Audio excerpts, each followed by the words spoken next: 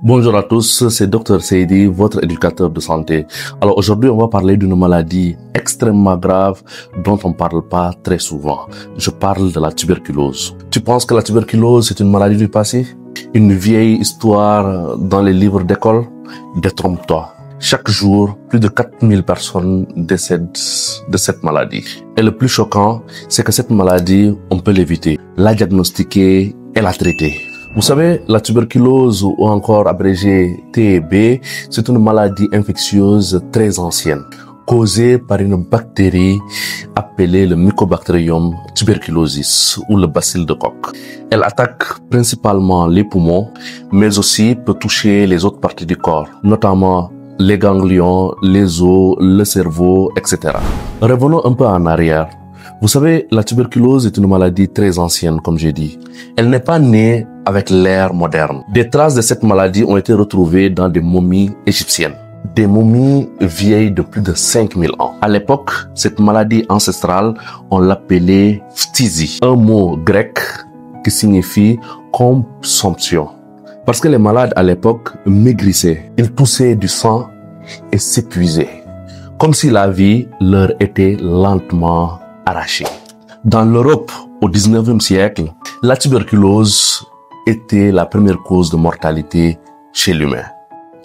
On l'appelait la peste blanche, car les malades devenaient faibles, pâles avant de mourir. On pensait alors que la maladie était même d'ordre romantique, liée à la mélancolie et à la fragilité de l'âme.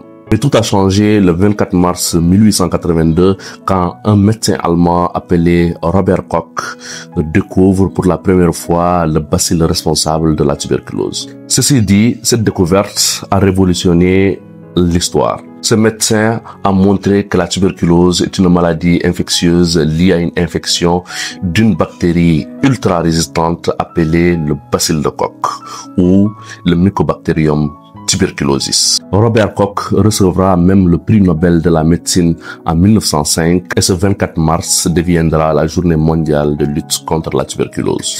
La tuberculose est une maladie qui se transmet par voie aérienne. D'ailleurs, il y a deux types de tuberculose qui se transmettent. C'est la tuberculose pulmonaire et la tuberculose pharyngée. Quand une personne infectée tousse, crache, éternue ou voire même parle, elle émet des gouttelettes et ces gouttelettes seront remplies de bactéries, donc de bacilles. Il suffit donc d'en inhaler pour être infecté.